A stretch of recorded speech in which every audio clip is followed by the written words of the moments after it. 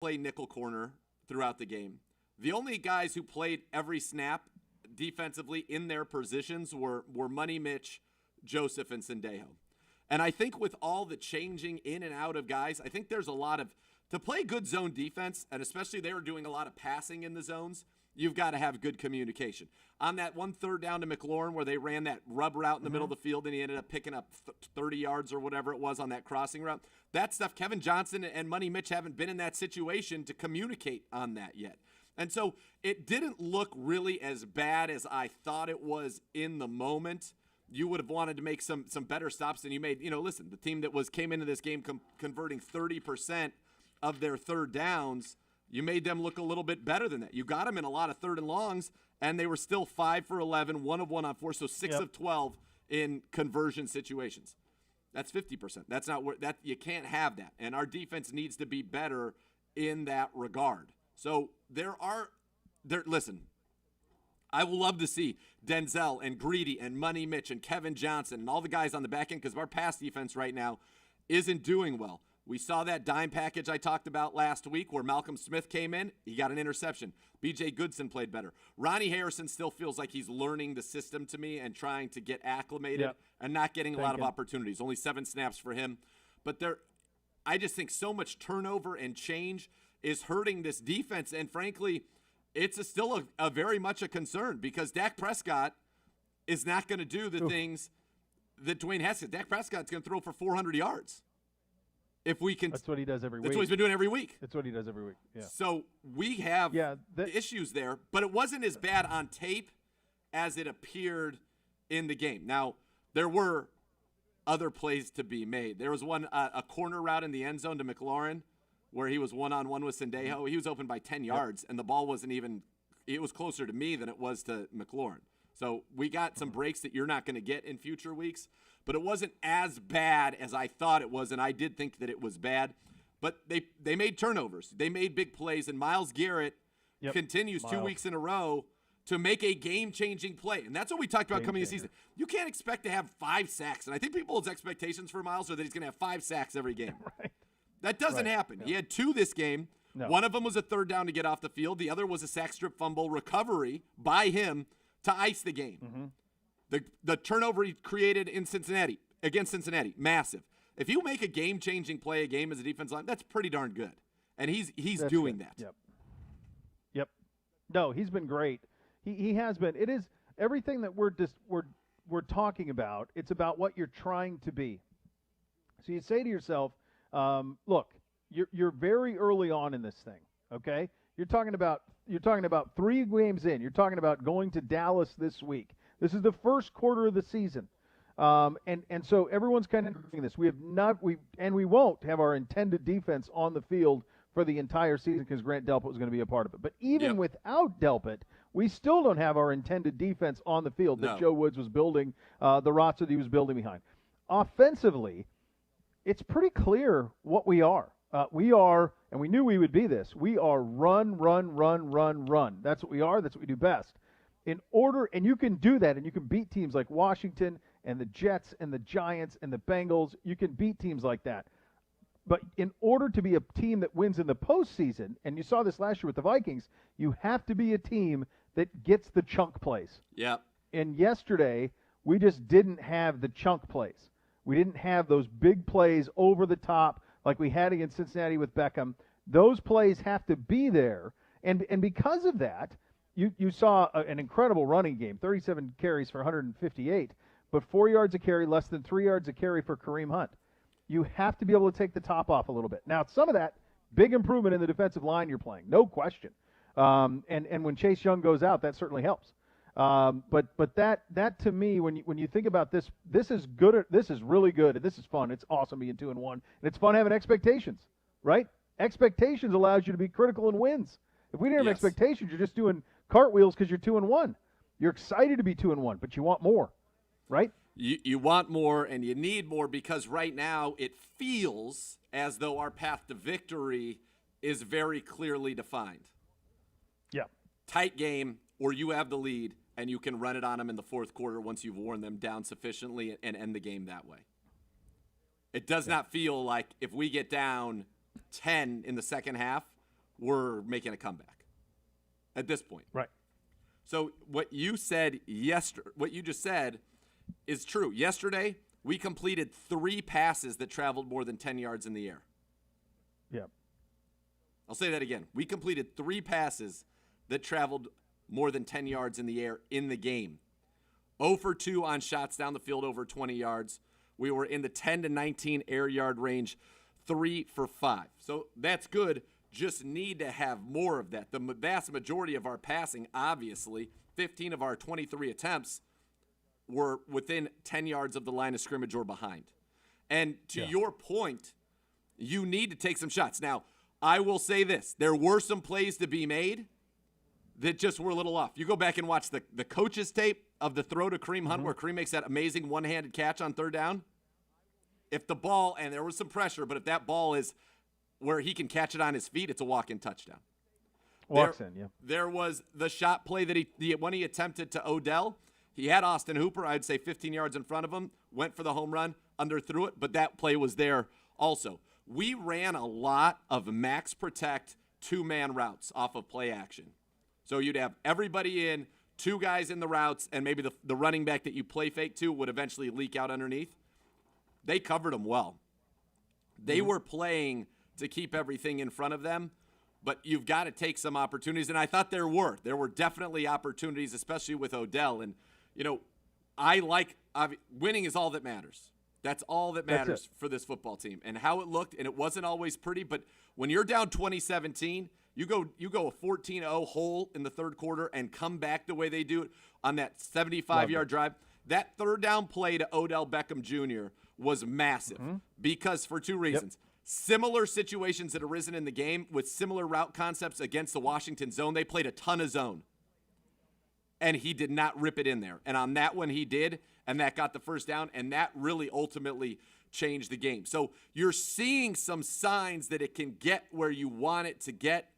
The issue is this path is going to work against teams like Cincinnati and Washington. In the next 3, you're not playing Cincinnati and Washington. You're playing the Cowboys, who you're going to have to score with. And granted, the crazy thing about it is, hey, Nathan, wake up. We scored 30 points back-to-back games, 35 and 34. So we're scoring. It's been a long time. The conversion, the ability to take those interceptions and convert all 3 of them into touchdowns, that's massive. That's what good teams do. You make a play and you finish the drive.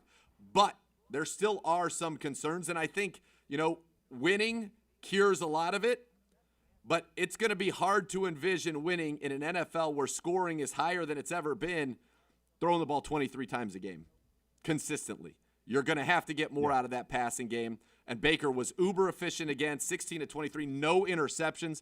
And really, other than Odell knocking that one away, there wasn't a play that was even remotely in the realm of being a concern as far as an interception goes.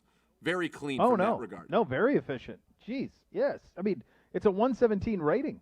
I mean, 16 to 23. I mean, it's all of those things. And to the thing that I look, and this is new territory for our fans too, right? Because we most recently have been the Washingtons, right? We've been the Cincinnatis, we've been the Giants, we've been the Jets, and so any win you're celebrating like crazy. But what Kevin Stefanski, Andrew Berry, the Haslam, they're trying to move past that. You're trying to move past celebrating wins against teams that you are supposed to beat, and what you're trying to do is be a playoff team. So if you say to yourself, how did we look compared to the Colts, the Raiders? Those are the teams that are in that hunt for that 6-7 spot. Those are going to be those teams because there's pretty clear separation at the top of the AFC. Yes. You feel like you know who 5 or 6 of the teams are right now. So we're going to be one of those 4 or 5 teams fighting for one spot. So you compare yourself with them. You have to compare yourself with Baltimore. We're early on in this project. Don't compare yourself to Kansas City. They're early on in the project. But Raiders, Colts, we play both of them. Even Texans at 0-3. First half you play of them the both. season. Yeah. So those are the ones that you've got to take care of business on. Yeah, those are the games where I don't know if this works against those teams. I don't know if it does either. The Colts are playing tremendous defenses. We saw them suffocate the life out of the Jets. You look at it just real quick. Tennessee looks like they're well on their way back to the playoffs. Buffalo and New England look like they're going to the playoffs. Baltimore and Pittsburgh look like they're going to the playoffs. And KC's going to the playoffs. So that's one spot for us and the Chargers and the Raiders and the Texans and Colts. That's where it's going to come from. And that's who you're competing against. And as we said before, the Browns control a lot of their destiny because the teams that you mentioned that are the most the Texans on our schedule, Colts on our schedule, Raiders on our schedule. The teams that you really feel like you are going to be competing with are all on our schedule. All on our schedule. I think those are the three. I think so as well. It's one of those. Us, Colts, Houston. Houston's 0-3, but they played Kansas City, Baltimore, and Pittsburgh. Right. So it's us, Raiders, Colts, Texans. And we play all three those at four home. For one spot. All three here.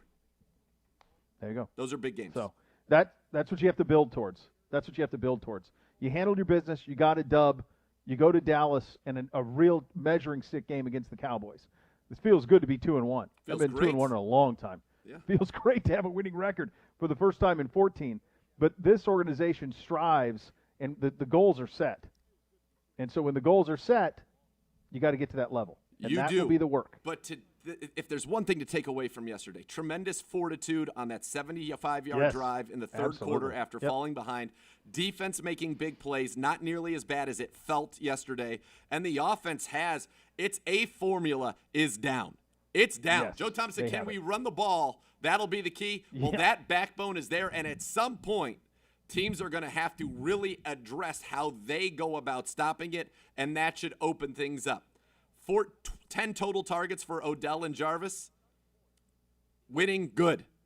But I do think we want to see them get more involved because there are some things that can be done, I believe, in the passing game. But right now, Nick Chubb, some of his runs just incredible. Teller pulling incredible. Hooper, and I know, listen, I thought he was going to be a fantasy superstar 3 weeks. He's just not a huge part of the offense. Throwing the ball is not a huge part of the offense, period. No. But Austin Hooper in the run game, every single big run, you go and watch, Austin Hooper will make an awesome block in that run. Every one. Yeah. And he had a huge third down conversion again. Film. Yep. It doesn't show up necessarily in the games, but it shows up in the film, and it shows up in a dub, and that matters. 2-1 matters. Taking care of business when you have to matters. That's something that hasn't happened a lot. So now you're in a good position, and this is going to be a fun week, obviously, with the Cowboys here. We get the Hoff Hour coming up at the bottom of the hour. Those are your Ohio Business Machine's preferred copier provider of the Cleveland Browns. Have all the X's and O's for your office. Call 216-485 or visit ohiobusinessmachines.com. Also want to tell you, with yesterday's win, Tito's Handmade Vodka proud to support the Cleveland Browns through the Tito's Victory Vodka program with a $1,000 donation to Wags for Warriors, helping provide service dogs for veterans at no cost to the veteran, rather. Thank you, Tito's. Remember to please enjoy Tito's Handmade Vodka responsibly. Everybody knows about the Bloody Mary. Give a Bloody Caesar a try, kids. You'll enjoy that on a game day with a little bit of Tito's in it. Oh, my. Coming up next, you'll hear from the coach. You will have the Joe Thomas Hour at the bottom of the hour. It is a Victory Monday. Cleveland Browns Daily, 850 ESPN Cleveland.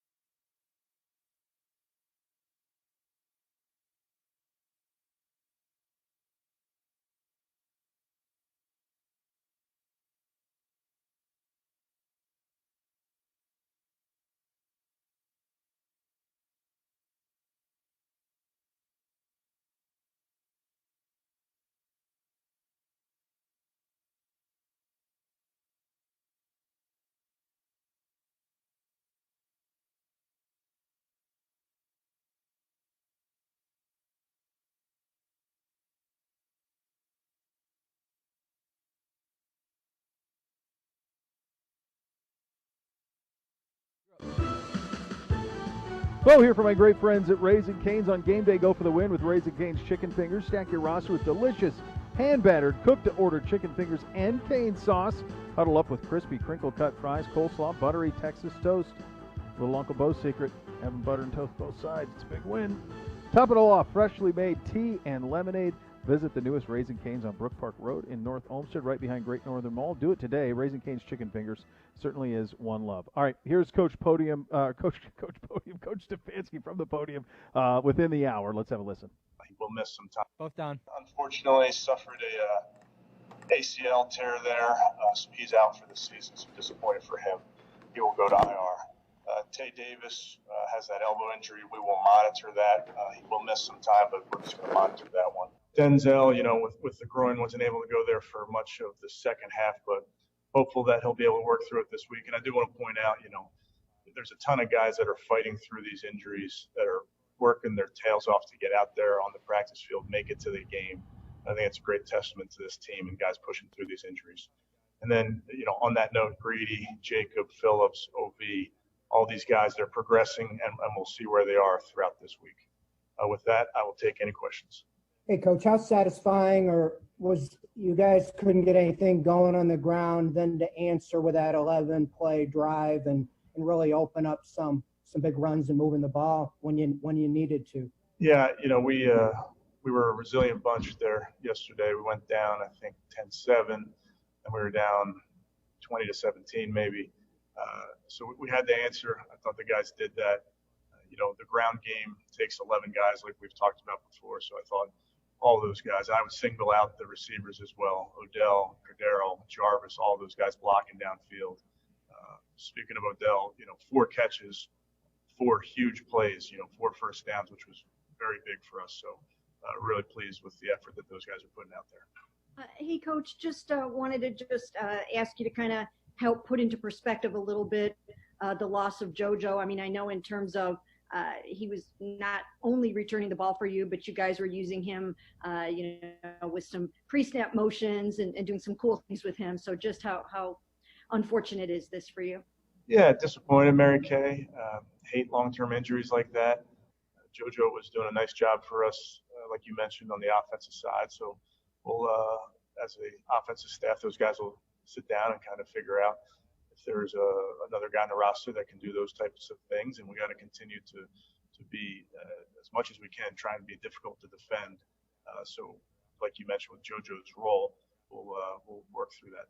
What does it mean, Kevin, when your big players, and you already mentioned OBJ with the 4 first downs, and then Miles with the strip sack? What does it mean to a team when the big guys come through like that? When those guys are making plays? Yeah, we're counting on those guys. We try, as coaches, we try and put them in spots to succeed. And sometimes we do, sometimes we don't do a great job of that. And then those guys just make plays, and that's what we're counting. You mentioned Odell, you mentioned Miles. Those guys are really talented football players that I think that their team really is. I'm counting on them. Teammates are counting on them, and they come through. That's the nature of this beast. Kevin Johnson was able to get on the field for 38 snaps. Mac Wilson for 6. Do you think they've sufficiently knocked off Russ to return to more playing time now? I do, Tony. And I think that's, there's a ramping up to this thing. I think it happens out here on the practice field. I think it, like you mentioned, happens on the game field and getting them those game reps. And I would anticipate that both those guys and a lot of these guys coming back from injury will slowly but surely. 1 minute, gentlemen.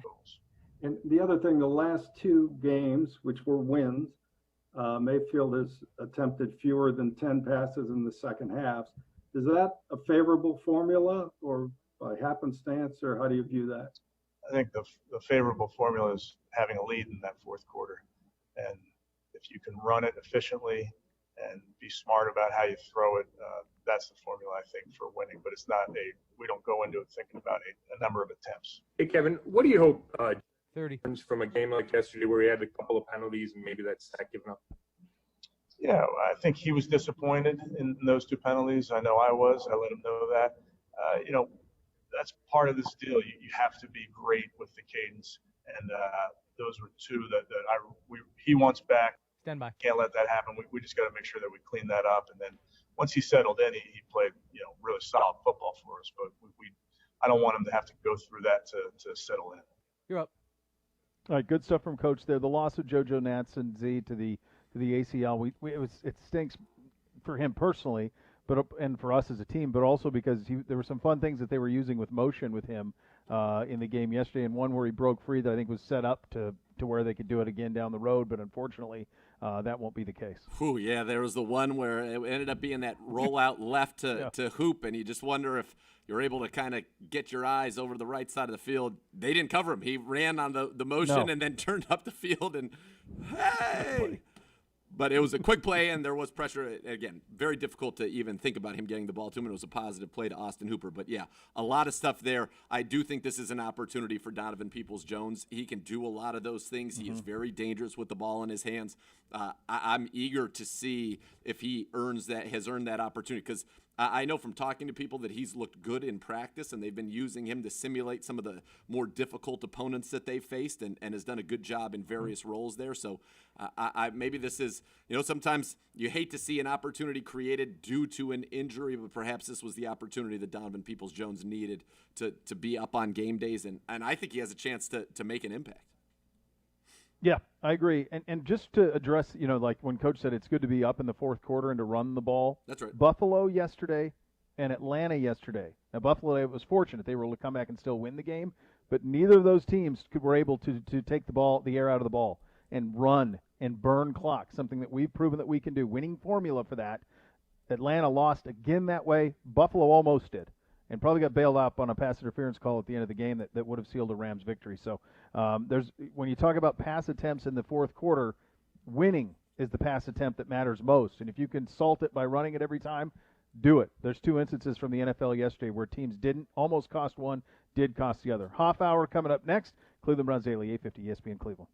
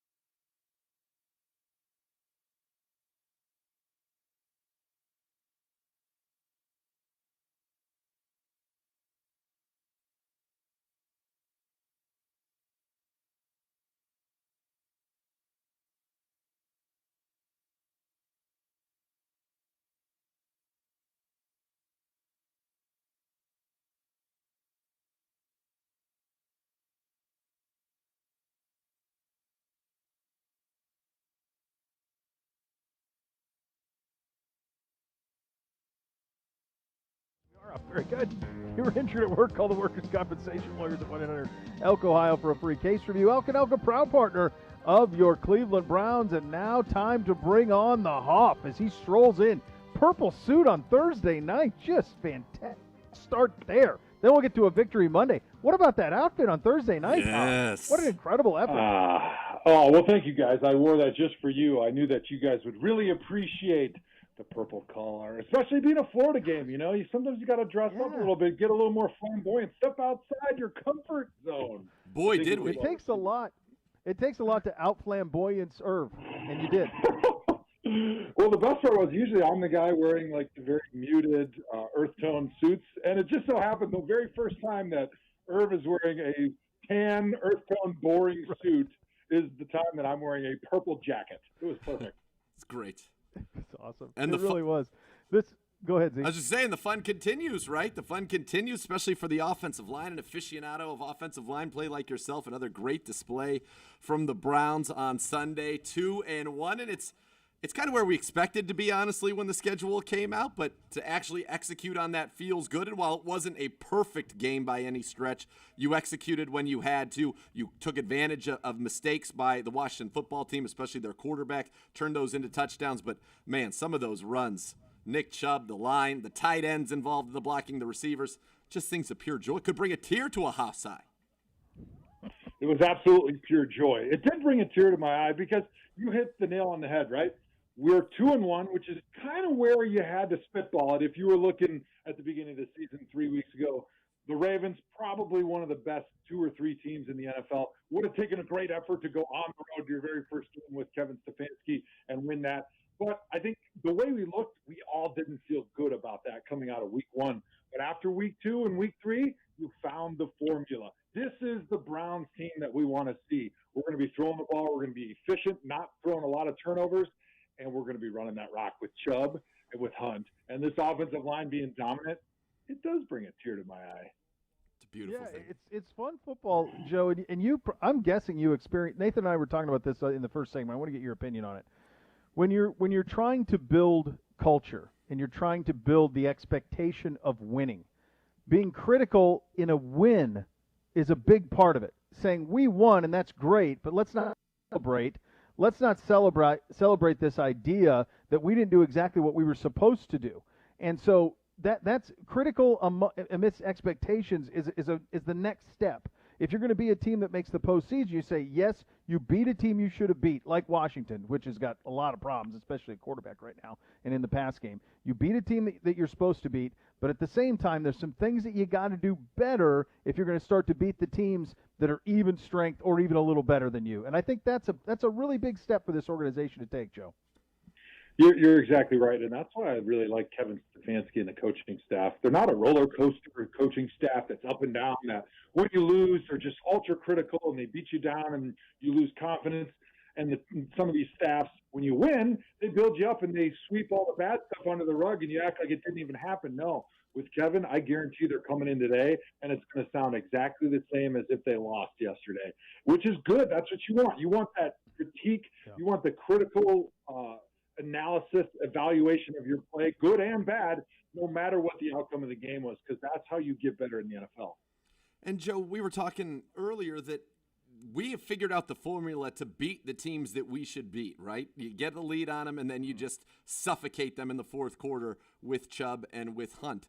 The next 3 games, though, are going to be tougher at Dallas, Indy, who's playing well here, at Pittsburgh.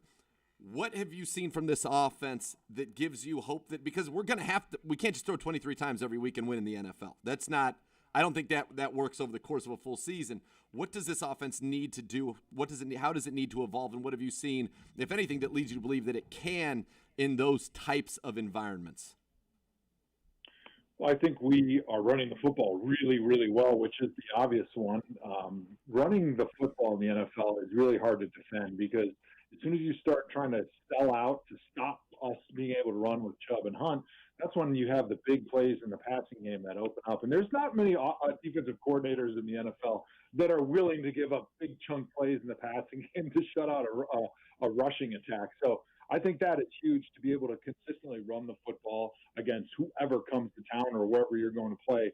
I think is really important. And so far, the Browns have proven that, because even against Baltimore, there weren't a lot of cracks at the running game. They did a good job. They were very efficient running the football. So obviously a big test again this week against Dallas. But one thing I think that they can improve on, and the reason I think they can improve on it, is because the plays were there to be made.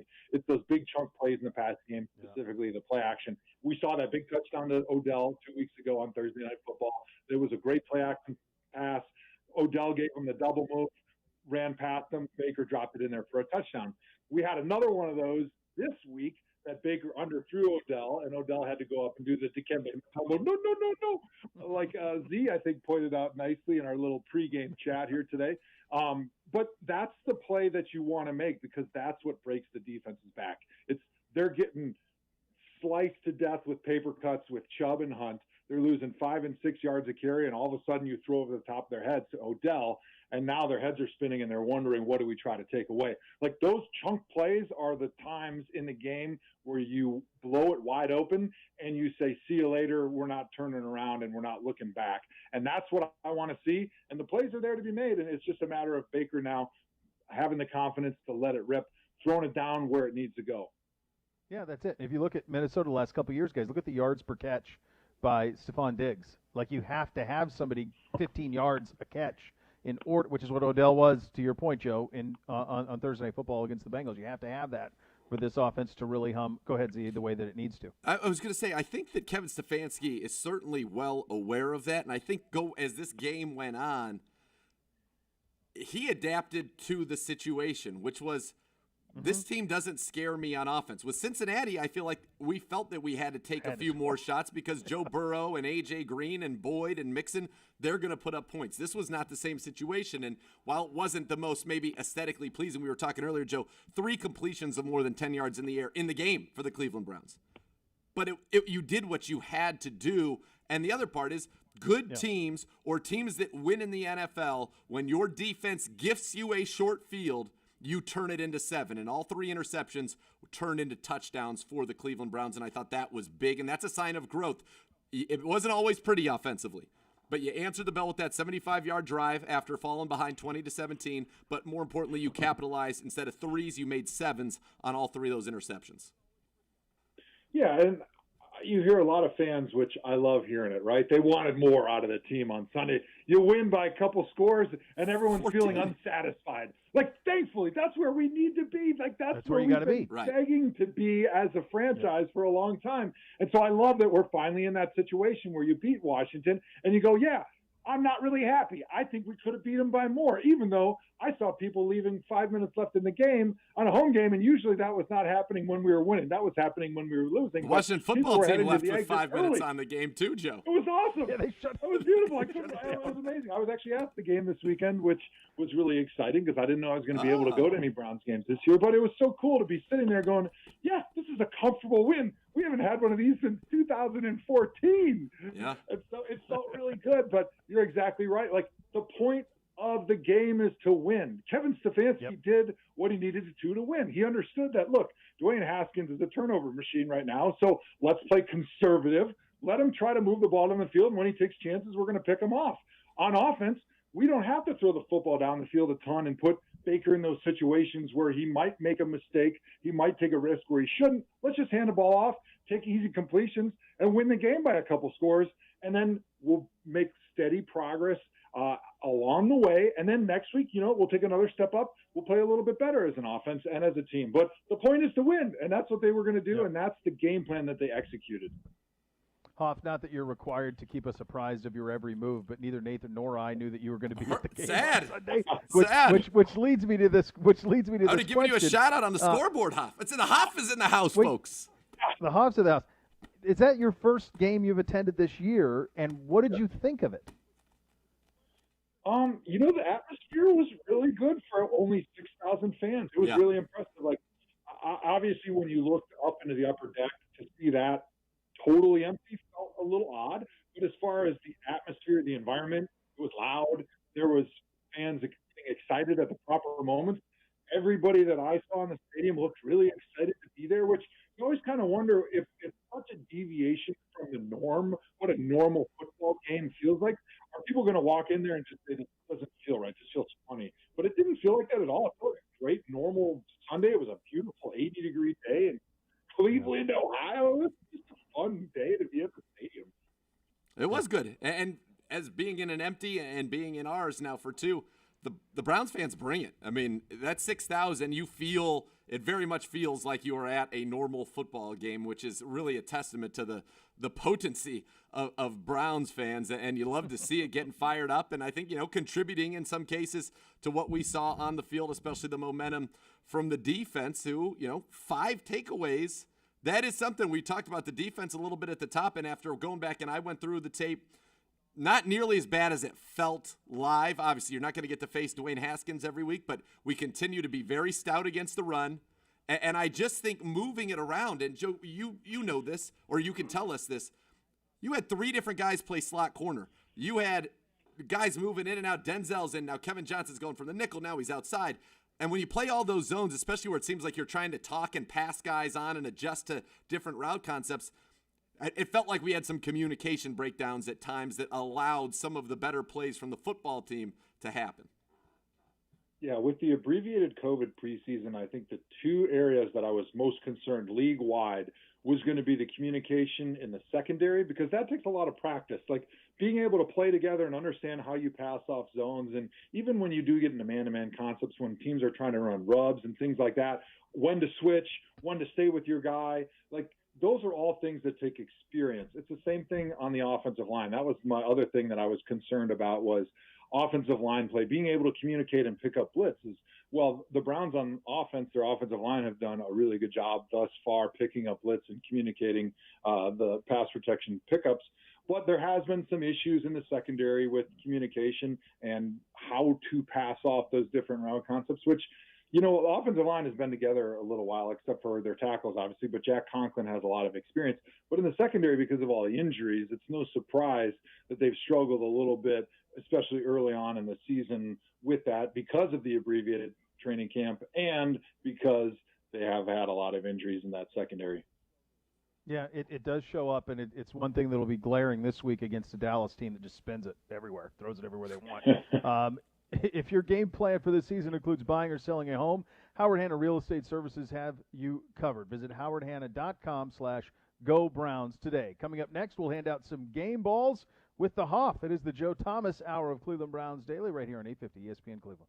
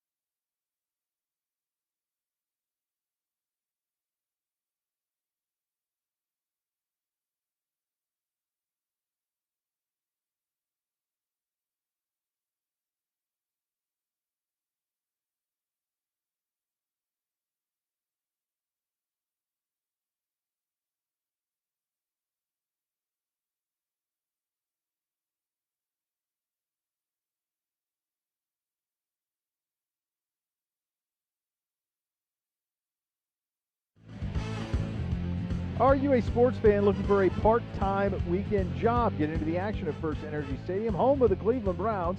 Wes is now hiring for part-time event staff and security. Apply online at weshiring.com. Time to hand out some game balls. Let's start with the Hoff.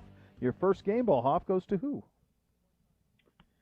Can I do Nick Chubb? I mean, I know that's kind of Yes. cheating, I feel like, every week, but the man deserves the game ball, and he deserves the very first one because nobody right now is more important to the success of this team than Nick Chubb. Everything we do on offense is related to how we're running the football, and with Nick Chubb, no matter what it's blocked for, he's going to get +3. If the play is blocked for 0, he's going to get 3. If the play is blocked for 4, he's getting 7. And the great thing about that guy is once he gets into the secondary, he has this incredible vision to always find the hole. And he runs in this little crouch. So he's able to turn his shoulders one way and do like a 90-degree cut at full speed. And none of the defense are able to keep up with him. And it's so fun to watch on that touchdown run that he had going into the dog pound where he cuts it back and all of a sudden he cuts it back again, makes one guy completely miss. Then it looks like he's going to go to the pylon. He gives one pump fake to the inside and then he just finds a little hole to burrow through to get into the end zone. It's just a remarkable piece of running, and every time he touches the football, it's electric. He is. It's just special. And on that touchdown run from the end zone angle, there's a guy on the cutback that steps right into the hole and he kind of Euro steps him. And the guy doesn't even touch him. And then he turns up, and to your point, 90 degrees, literally runs parallel to the end zone, and then another 90, and just unbelievable. I'm going to give my game ball to build off of Nick Chubb. I'm going to give it to Wyatt Teller because Wyatt Teller, when we pull him and run those plays left, you're getting great seals from Wills, Bitonio, and Austin Hooper, and then he comes around and does that kick out. There were 2 of them. One of them was a touchdown, and one was a chunk run down the left side with Chubb. Same plays, and one there was a fullback, and Chubb just ran right by Janovich. Don't need you to lead block anymore. I got it from here. I'm good. But Teller just going out and murdering a DB that's trying to come and hold the edge for them is just fun to watch. His development has just been scintillating. Credit to him. Credit to Bill Callahan. But, wow, he looks like one of the best guards in the league. Yeah, he does. We noticed that week 1, and it's just every week he builds on it. It's been really fun. This one, you may not think it makes much sense, but give me a second to explain it. We give it to Odell Beckham Jr. Now, why? The underthrown ball by Baker Mayfield. And I'm not saying that Odell would have done this in the past or that anybody would have. But Odell is a guy who started his career building towards a Hall of Fame career. He's a gold jacket is where he's coming. How do you get a gold jacket? Well, you're on a team that wins a lot and you produce in big moments, or you stats, right? You got to have a ton of stats. Yep. And so the last couple of years have not been there for him statistically. That is a throw that he beats the guy. It's there for a touchdown. And I'm not saying he would have done this, but I've seen plenty of people do this. They pout because the ball's not there. But that's not what he did. He went back, fought for it, karate chopped it, matumboed it, incomplete, and celebrated breaking up what would have been a sure interception. A couple plays later, the touchdown to Harrison Bryant. Who's the first person to celebrate with him? Odell Beckham Jr. The touchdown to Kareem Hunt, where Odell is there. Baker makes the right read, hits Hunt for the touchdown. First person to celebrate with Kareem, Odell Beckham Jr. He just wants to win, man. He just wants to win. He got 6 targets. He got 4 balls. Jarvis got 4 balls. This is hard. These are guys who early in their career accumulated Hall of Fame level statistics. They're not going to do that this year. But winning cures that, and the right attitude cures that. I liked all 3 of those plays from Odell. I love what you just said, and I'll take it a step further. I know I only get 2 game balls. I'm going to give my next game ball to the entire receiving core. Odell, Jarvis, Kaderil Hodge, because their selflessness is very much on display. Jarvis for the season has been thrown to 13 times and has 12 catches and now 145 yards. Yeah. 13 targets, 12 catches, 145. Every time you throw it to Jarvis, you're averaging more than 10 positive yards. And you haven't heard Pete, 4 targets each of the last 2 games. That's it, 4 catches each of the last 2 games. Those guys, and even Kaderil Hodge tweeted out, if my job is to block, I'm going to be a great blocker. He got 1 target in the game. That's it. Odell 6. And these guys are going out and they're blocking because you can't have those long runs without the receivers down the field blocking. And they're doing it time and time again. And look, Jarvis has been to what? 3 straight Pro Bowls? 5 straight Pro Bowls? 2 back-to-back years with us? Yeah, it's 5 straight. Yeah. 5 straight for Jarvis. I think he's made it every year but one, right? Yeah, 5 straight for Jarvis. Yeah, I mean, yeah. He's not going to have Pro Bowl. If we continue, this is, again, it's a fifth of the season. So maybe things change as the season goes on and it evolves. But it would appear that stats are going to have to be on the back burner, and the commitment that these guys are making to doing every little thing possible to help us win, in spite of the fact that it's a league when you look around and people look at this box score and be like, dude, Hooper's not there. Landry, what's he doing? All those guys that we thought were going to, that are used to being Pro Bowlers based on their receiving statistics, I'll throw Hoop in. He gets a game ball. Why not? The blocking and the selflessness is incredible. And I think, Joe, is that just a testament to the culture that Kevin Stefanski's building? We got Oprah over here giving out game balls like they're cars. I love it. And you get a game ball. And you get a game ball. And you get a game ball. The B squared, the capital B squared, was so on point with his Odell Beckham, because this is the thing that I feel bad for Odell, and it reminds me of the old adage about trust being lost in buckets and gained in drops. Like, when you say that you're a team player, it's the exact same thing. Like, what happened with Odell in New York? All it takes is one time where he's kicking the kicking net, and everyone says, oh, he's a diva, right? But to earn it back and to prove that you're a team guy, you got to earn it back in drops. And right now he's doing that. He is walking the walk and saying, with his actions and how he's performing, and then what he's doing after the game and what he's saying after the game, that team is more important to me. And it certainly is by what we're seeing on the field. When you're watching those long runs that are more than 4 yards, that's not offensive line. That's receiver blocking down the field. Offensive linemen are rarely more than 4 or 5 yards down the field, except when they're hustling to the next huddle. And so you're seeing those long runs by Chubb and by Hunt. It is a direct result of the selflessness of that receiver group. And I hope by the end of the season that the national media starts picking up on the fact that Odell really is a team guy, and he really has committed himself since he got to Cleveland to being a team player, and that is first and foremost with him. You got to give him and that receiving core a ton of credit. B squared, game huge. ball number... B squared's huge. Look at him. I just noticed it. I just B. thought, geez, like it's fight, man. He's out there. Let's go. It's interesting. He just got a bad rap. I think he's got a bad rap a little bit. Second game ball for you, Hoff. I'm going to give it to Kevin Stefanski, and it's hard for me to just always be talking how great the run game is, because that's like my wheelhouse. I feel like I should probably spread my wings and get into some other parts of this great football team. But I'm going to stick in the run game. And when you watch the Browns' success in the run game, we all thought it was going to be a lot of wide zone stuff, which is what this offense has been when Stefanski had it when he was in Minnesota. It's what this offense has been built on for a long time. But most of the success, and I would say the majority of the runs that they've had quality runs on, have been gap schemes where they're pulling guards, they're pulling centers, and that's not exactly in Kevin's wheelhouse. But this is what this team has run really effectively so far. And give Kevin a lot of credit for giving that game ball, putting his ego aside and saying, hey, maybe play. This is not my first love. This is not what got me the job in Cleveland. But I'm going to do what my team does best right now. And I'm okay with that, because it's all about one thing, and that thing is winning. And so that's why I love to see him. That's why I love to see from your head coach is that the only thing that matters is that win. And it doesn't matter about the egos. It doesn't matter about everything else. The main thing is the main thing, and that is winning. All right, that's Hoff's second game ball. Nathan, your sixth game ball. You've given Thank the you. whole receiving course. That's 4.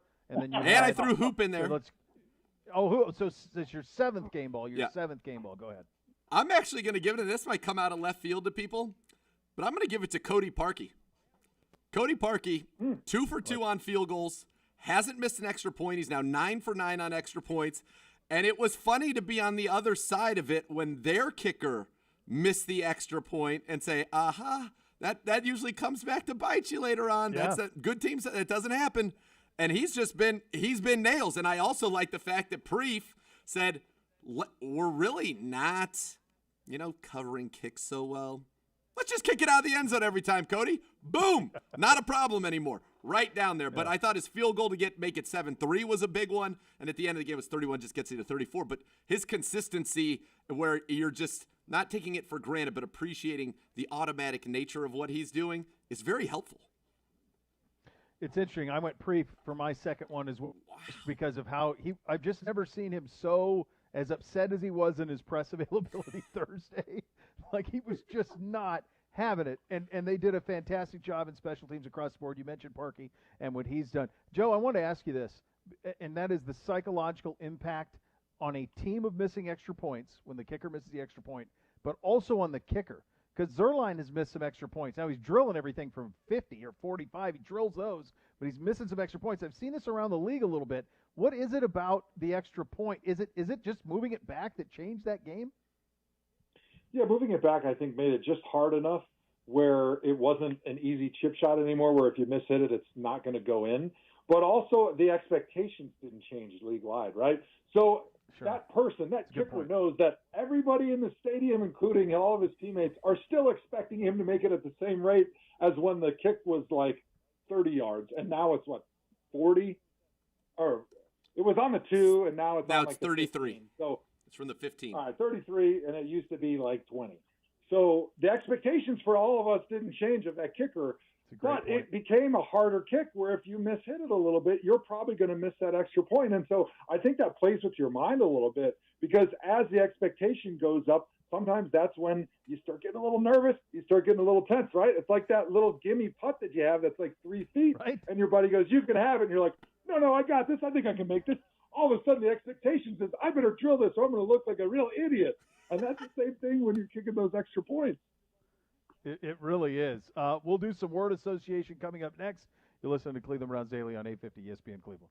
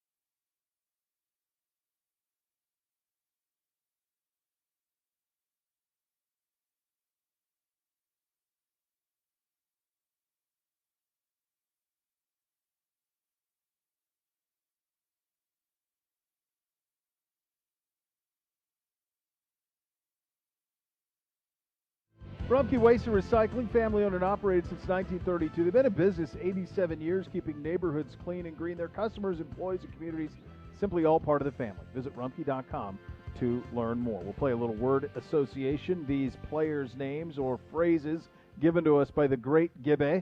Let's start with Baker Mayfield, Hoff. Word association for Baker Mayfield.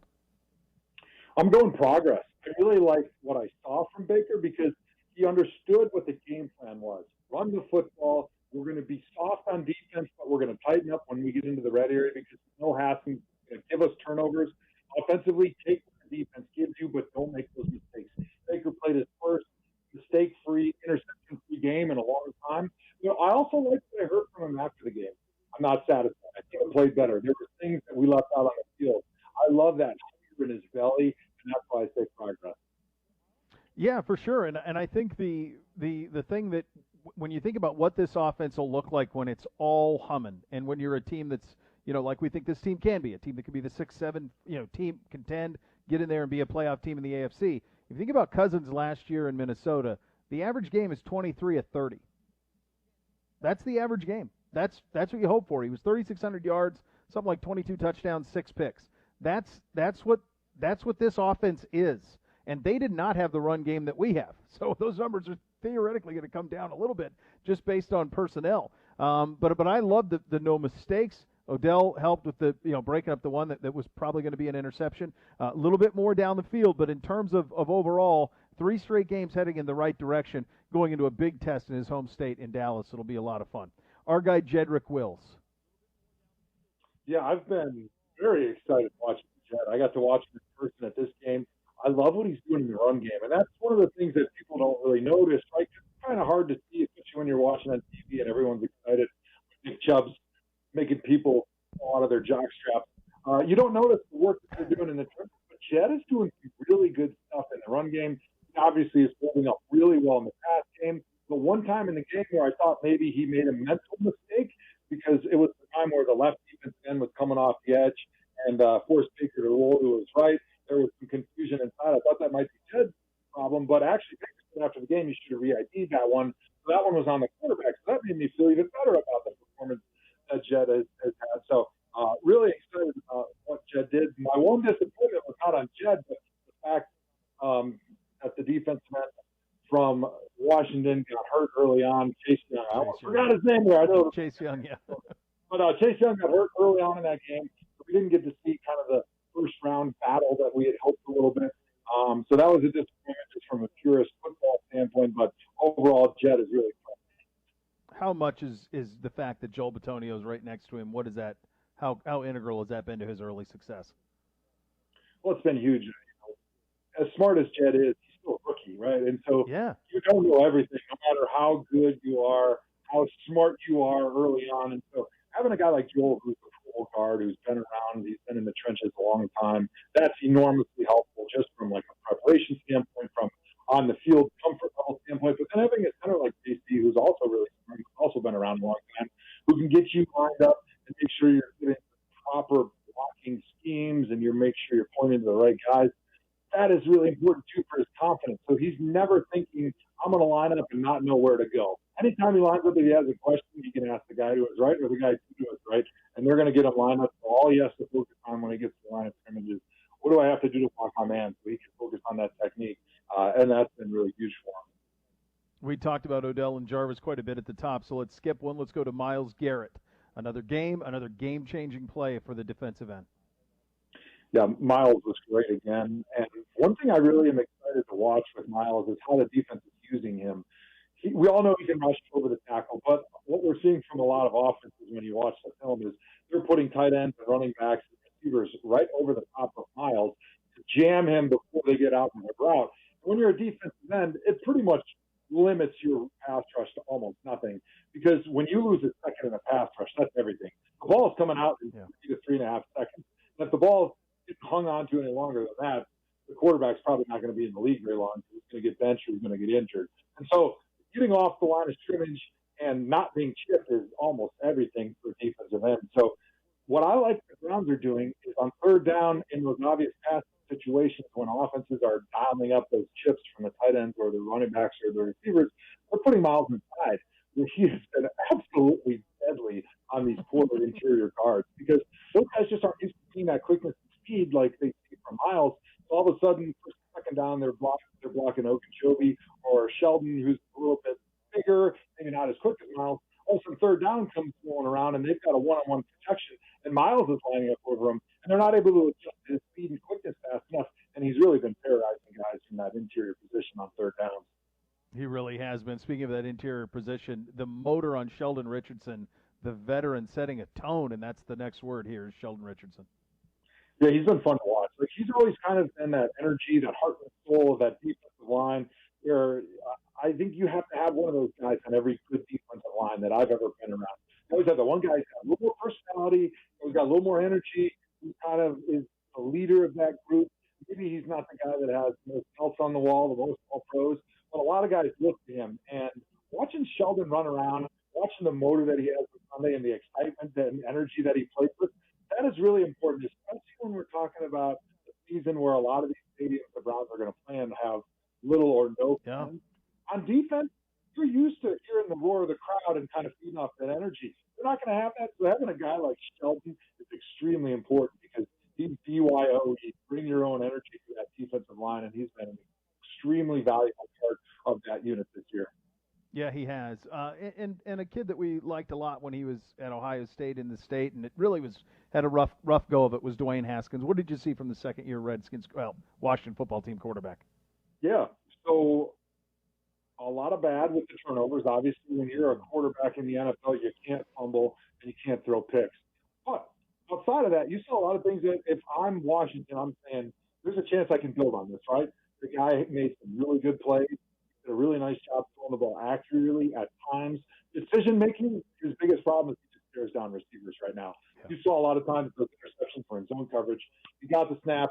He looked at one receiver and he tried to throw it. And he's learning, I think, that in the NFL, you can't get away with that because especially those linebackers, if they're in zone coverage and they see you staring somebody down, they're going to undercut that route all the time. So I think if I'm Washington, I'm saying there's still a lot of things that we can build on.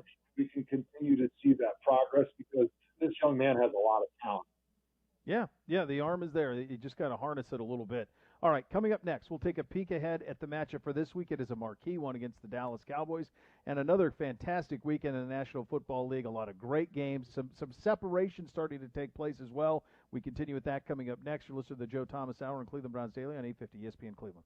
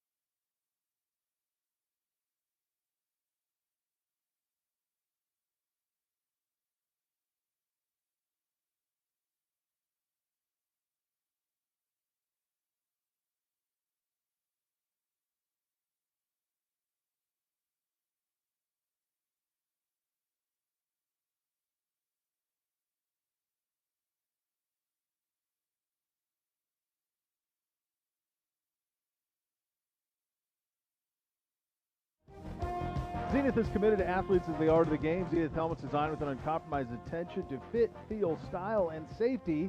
Learn more at zenith.com. That is zenith.com. Welcome back into the Joe Thomas Hour on Cleveland Browns Daily. On a Victory Monday edition of the program, the challenge will be much stiffer as we stay in the NFC East, but it will be Dallas, and Dak throws it for 400 yards every game is basically what it amounts to, and they go up and down the field like crazy. They've got those three talented receivers that can get open, it seems, at will. They lose in Seattle after fighting back in a real classic game, but from an offensive fireworks standpoint, Joe, they're as good as anybody.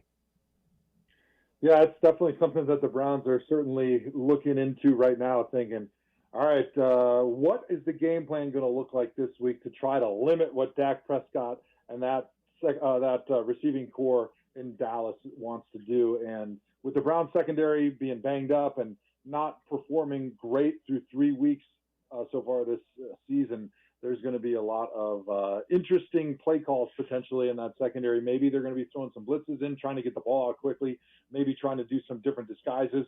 This is where you pull out your Rolodex of blitzes and coverages and you throw it out there and give them things that they have not seen thus far. So I also think that one of the keys this week is going to be, how do we limit the number of possessions in this game? And it's going to be a lot about running the ball with Chubb and Hunt.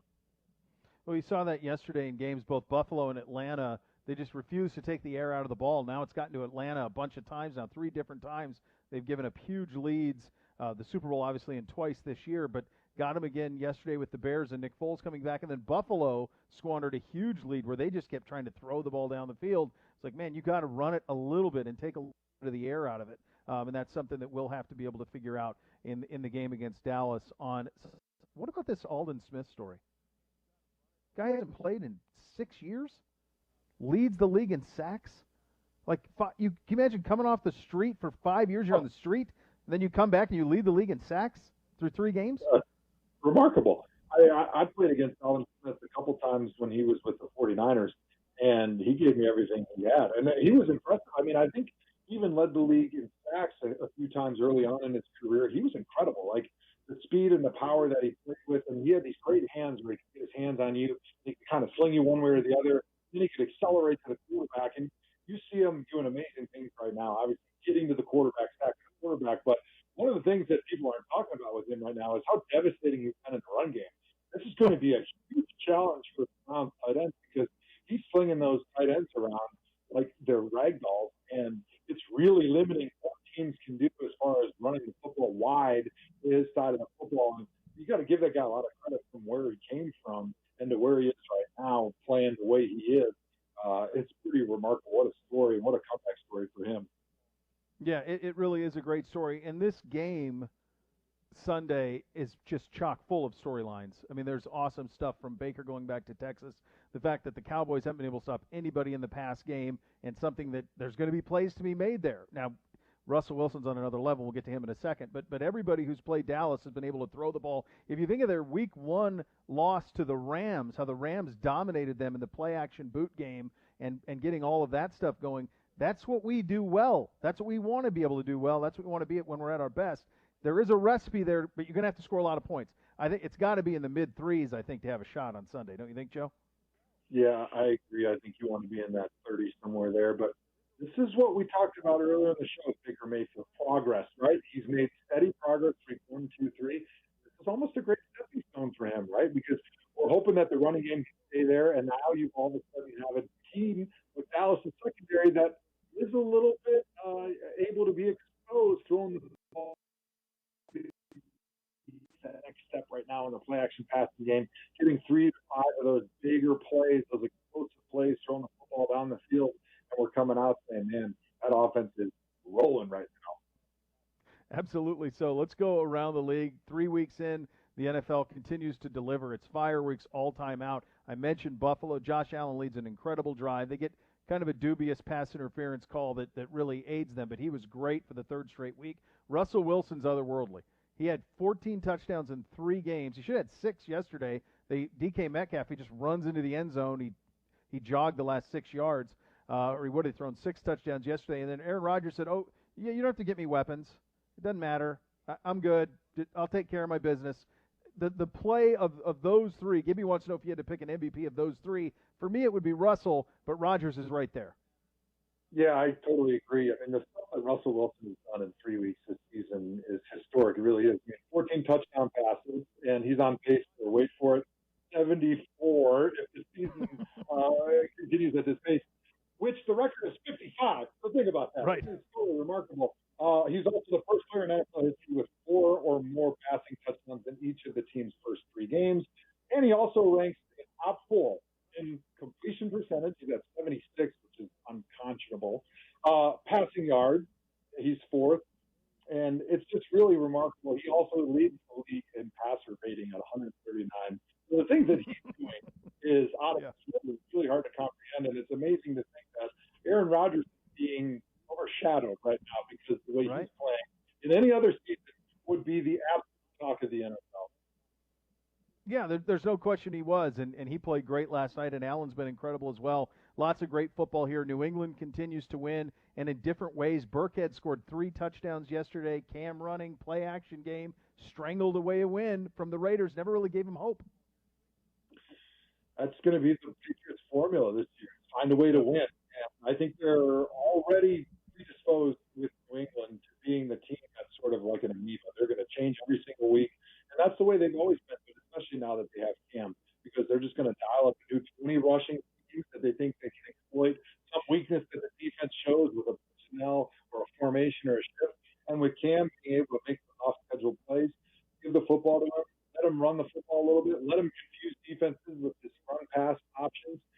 It's a really good recipe, and he's on a rental. He's on a 1-year rental from New England, and so if they wear the tread off his tire, it's not really their concern. They're just really in sort of a one-season mode with the team that they have right now, because you've got a quarterback that's sort of more of a run – I don't want to say run first. That's not totally fair, but more of a rushing threat right now than a passing threat. It's easy to say, hey, we don't care if we get banged up a little bit. We're all trying to win this season. How about the job Kyle Shanahan did? I don't know anybody had a tougher week. They play the Jets. They annihilate them. They stay at the Greenbrier. They lose almost all their impact players. All their backs, quarterback, one of the best defensive players in football, Nick Bosa, all gone. They're all gone. Solomon Thomas, everybody. They just smoke the Giants. Now, the Giants are dreadful, but they just smoke them and give them no chance and just strangle out the victory. Nick Mullins was great in the game. McKinnon got back after it. It's culture, right, Joe, that allows for you, despite all of that loss, to have that type of performance? Kyle was incredible. Obviously, we don't think the Jets are a great team, but no. When you lose basically your best 8 players who are all Pro Bowlers, which is what happened in San Francisco. I mean, people forgot they also lost Richard Sherman, who's a big part of that defense, and he's probably one of the best corners in the NFL right now. They lost all of them. And for Kyle to be able to come up with a game plan and to have that next man up mentality where they've been doing and training and preparing those backups that may not be as talented, may not even be as talented as the Jets, but they understand their role, they understand their fit, and how their job is crucial to the success of the team, and they're able to go and just do their 1/11 of whatever that job is on offense or on defense. It really says a lot about Kyle, and I mean, I don't think a lot of people thought that they were going to win the way they did. I think a lot of people thought that they had a chance to win because the Jets were so bad. But how they won was spectacular, and watching them next week is going to be really fun to see if they can match what they did, because I don't know how many of those guys are coming back. I know a lot of those guys are out for the season, and several of them are going to be on IR for a long time. So it's not like the Cavalry's coming back next week. No, there is no cavalry coming. It's a lot done for the year when it comes to the Niners. A couple more I want to get through with you. Arizona losing at home to Detroit. I have this helpless feeling watching Matt Stafford, and just from the standpoint of I don't know if his career will ever be appreciated for what I think he is as a player because of the situation he's in. And I'm glad they won yesterday, just because I root for them and root for him, because I kind of knew him a little bit in high school just from the recruiting stuff down in the South. They have this big play, Joe, and I know you're at the Browns game, so I'll give you. They have a big play down. There's less than 2 minutes left to go. Big play down the sideline, sets up a 1st and goal where they're going to go win the game. It gets called back holding. So instead of 1st and goal at the 10, they got to go 1st and 20. They have to punt, they get a stop, and they ended up winning the game. But it feels like that happens to him all of the time in Detroit, that he takes them to the cusp of comeback, and then it falls apart. It didn't, but I think it's his borderline greatness that allowed for it and allowed for a win for the Detroit Lions yesterday in Arizona. Yeah, you're absolutely right. He has been really, really good for a long time in the NFL, but he's always overlooked because the team success has just not been there, and certainly not been there consistently. And a lot of it has not been his fault. People always talk about the ultimate stat for a quarterback is wins and losses, and I understand they have the most impact on the outcome of the game, but a lot of times Detroit is right there, thanks to their quarterback Matthew Stafford, and then their defense blows it. How many times I grew up a Packers fan, and a lot of people in my family are still Packers fans. How many times have we seen their defense lay down and die for Aaron Rodgers to do something crazy at the end of the game and beat him? I mean, you start to feel a little sorry for a guy like this who does everything he possibly can for his team, only to have his defense find the comfortable grass spots on the field to go lay down right at the end for them to lose.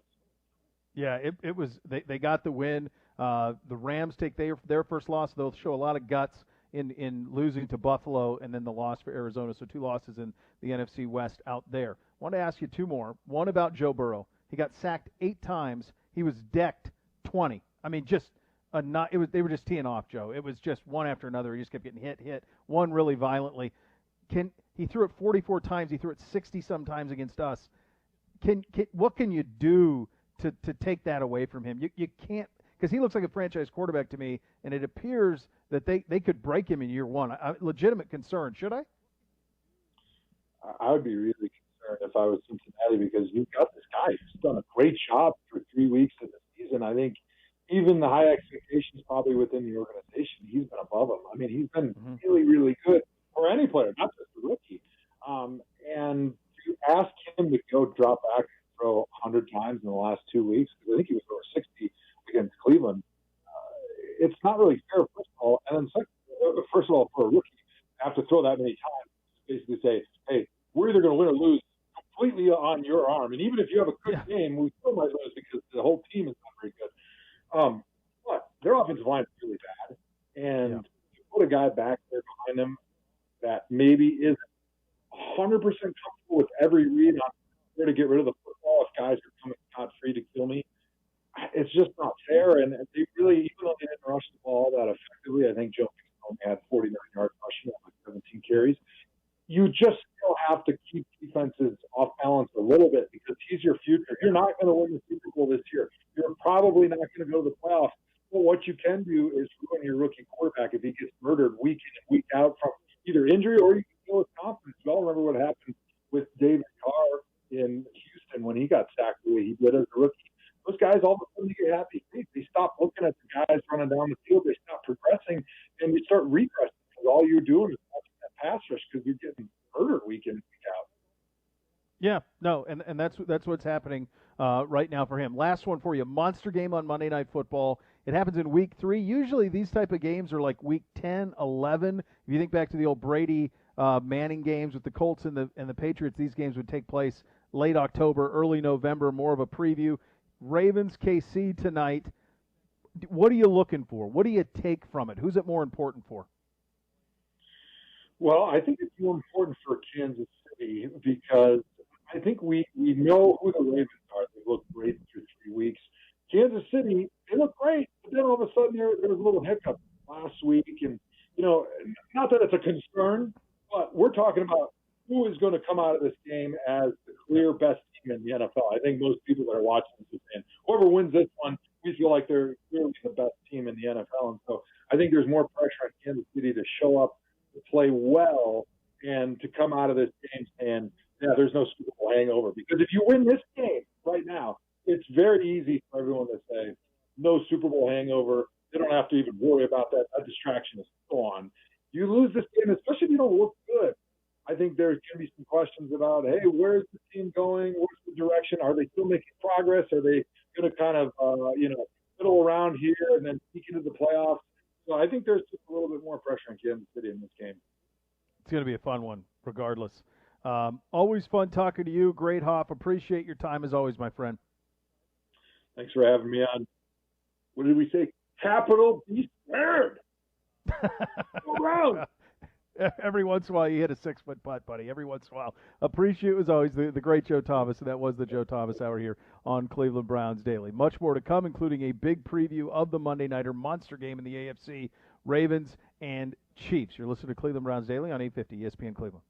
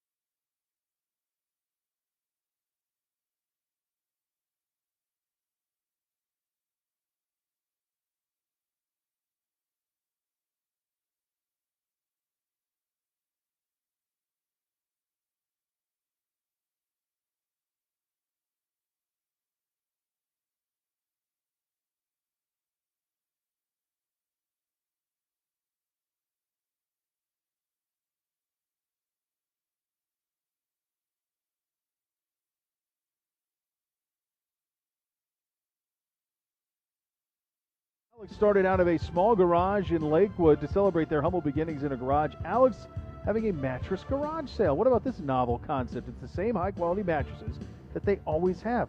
They're just at lower prices. Listen, anything mattress-related, they're going to have you covered. Pillow top, memory foam, gel foam, in all sizes. They also have 0% financing available. During the garage sale, get a Sierra Sleep Queen for $399, a Kenilworth Queen pillow top for $499, an Oakmont Queen double-sided pillow top for just $799. They're in stock. They're ready to deliver. Plus more great deals on mattresses and everything at Northeast Factory Direct, West 140th Street in Cleveland, Lakeland Boulevard in Euclid Freeway Drive in Macedonia, the Clearance Center in Maple Heights, or online at northeastfactorydirect.com. It is a big Monday night matchup tonight between the Ravens and Chiefs, two teams with Super Bowl aspirations, one that's done it, one that's trying to do it, one that looks like the best team in football, and another one that looks like they haven't taken one hand out from behind their back yet in the Chiefs. I can't recall, something like this early. Usually, if you think of the last 20 years in the league, or even going back to when you and I were kids, these type of matchups with 49ers-Giants would happen in November in the regular season. Like, you wouldn't get them in September, or even Manning-Brady. That's always a late October, early November game. And this one being played this early, I think by the time we get to the playoffs, you're not going to take anything from it. Who do you think it's bigger for tonight? Well, the ironic thing about it is this was the Week 3 matchup a year ago. But it was in Kansas City, but nobody knew Baltimore was going to be Baltimore. And actually, Kansas City came out on top that day. We beat the Ravens in Week 4, and then they didn't lose another regular season game. And so now this becomes that kind of a marquee matchup the same week 1 year later, and people are calling it already the game of the season. It is exciting. And, I guess maybe in the heyday of the Giants, but the Cowboys never actually were able to get deep in the playoffs. They would open the season with them a lot of times, things like that, where it was considered marquee, but not like this, where you'd have to say right now these are the top two Super Bowl favorites in the league going into Week 3. It's an awesome game. It's a great win for ESPN, and I'm excited to have that kind of a distraction on this Monday night. Yeah, absolutely, brother. And it's interesting. I wonder how ESPN got the game. It had to be. Everybody wanted it. Everybody wanted it. And Gibbe's going to go give you a little behind the scenes, Gibbe. Yeah, you know what? I'd love to know. You know what it's called? It's called, this is a contract renewal year for TV. And ESPN's like, let's see, NBC can flex in and out of games. NBC seems to be getting the best Sunday night games. Thursday night features every team. Sundays have their deal, and we get stuck sometimes in week 10 or 11 of the season with 2 0-for teams with no ability to flex out. And I think it was hey, we need a couple games a year that are marquee games. Throw me a bone, man. Yeah, and I think the league was like, you know what? It is a contract renewal year. We're going to need a couple more billion from you. Why don't you go ahead and we'll give you this one. Everyone. Yeah. That makes a lot of sense. And there's talk of moving Monday Night Football back to ABC, that might be part of what, and I would be for that. I think it's amazing how the difference between cable, everybody feels like everybody's on cable, but still the difference between network and cable from a rating standpoint, they're always there. The question that Gibbe put out here, are they the two best quarterbacks in the league playing tonight?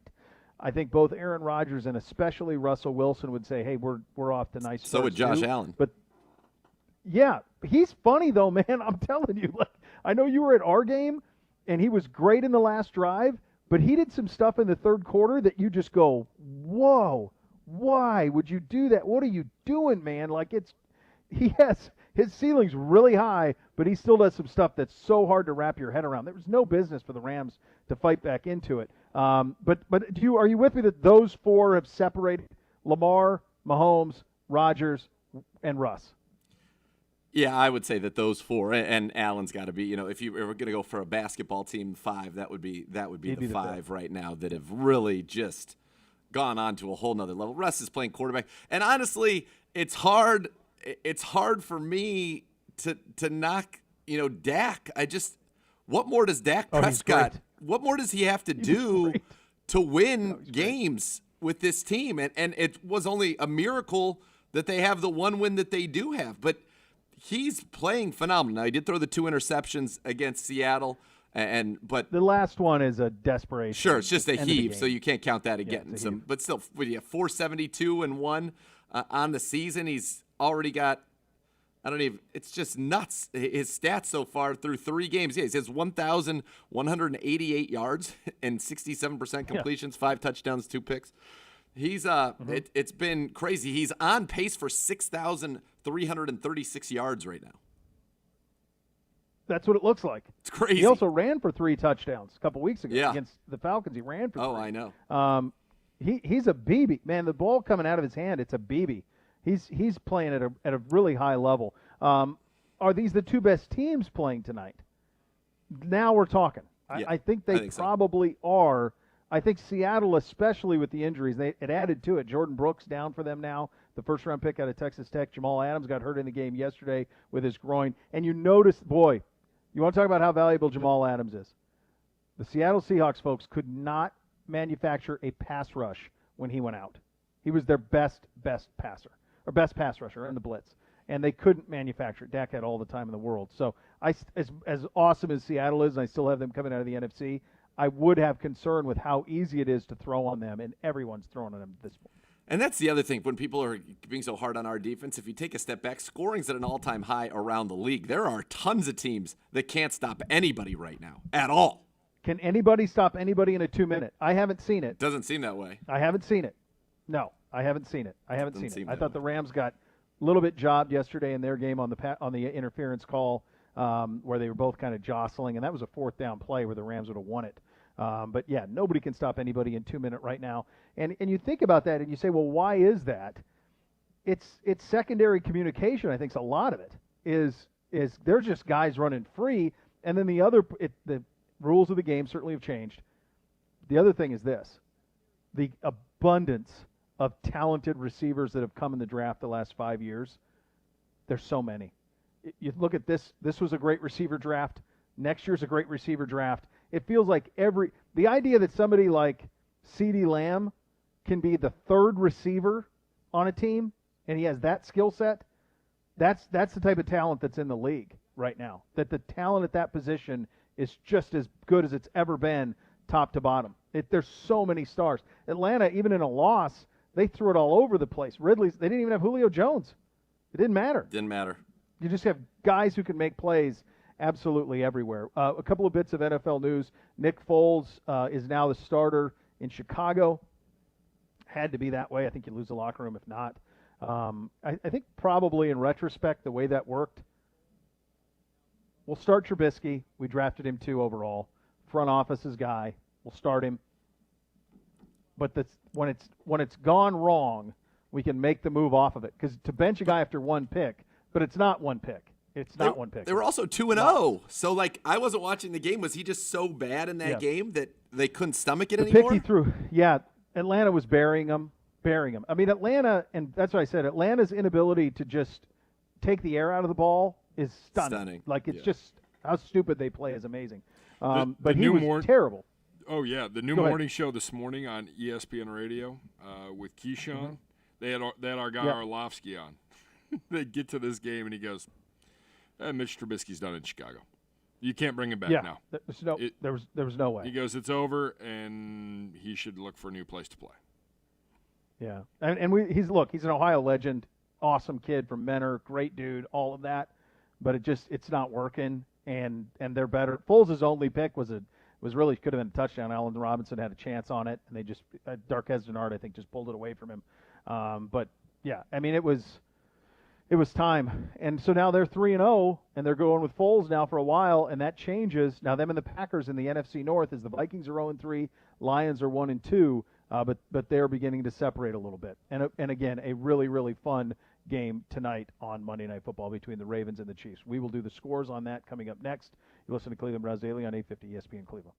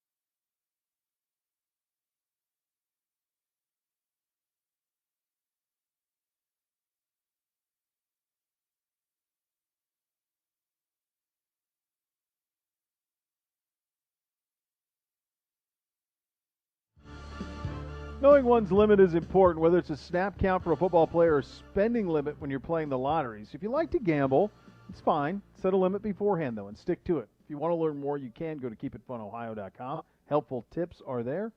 Also tell you how to keep gambling fun. Coming up tomorrow on the program, Seth Walder from ESPN will join us. Wrote a great piece last week about analytics in the game in our front office, and so we will get into that. Also play a little game we like to call Higher or Lower and break down better or worser, and also break down what we see from Monday Night Football tonight between the Ravens and the Chiefs. And speaking of that, good sir, we, because of an expert job out of us last week, get to call that one today, my friend. Yes. We get to pick that game today.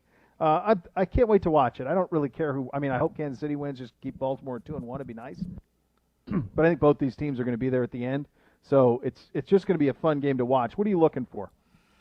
I just want to see what the Ravens, defense looks like against this kind of an offense and how they deal with the Chiefs, and if the Chiefs can look like they did more in week 1 than in week 2 when it felt like they didn't unleash everything. I wonder if they were saving some things for this particular game, it's going to be fun to watch. I think ultimately this is a tough one. It's hard for me from a scores perspective not to like Kansas City, but I think Baltimore 27-24. 1 minute. 27 what? 24. Is the score? Yes, that's what I saw. Is that not Okay. accurate? That's what I'm I'm working going off with. of that too. The hook. As long as you and I are working off the same one. Yes. I think Kansas City takes the other hand out from behind their back. I think there's plays to be made against this linebacking core. I think there's plays to be made in the safety group with this Ravens team. I think Clyde Edwards-Helaire was quiet last week. I don't think he will be. 30. Big game. Kansas City 35, Ravens 31. I like it. It's going to be a fun one. Yes. Either way. Going to be a fun one, kids. Enjoy the rest of your Victory Monday. We are back tomorrow. The next level is next. Cleveland Browns Daily, 850 ESPN Cleveland. Get on, guys. Good show.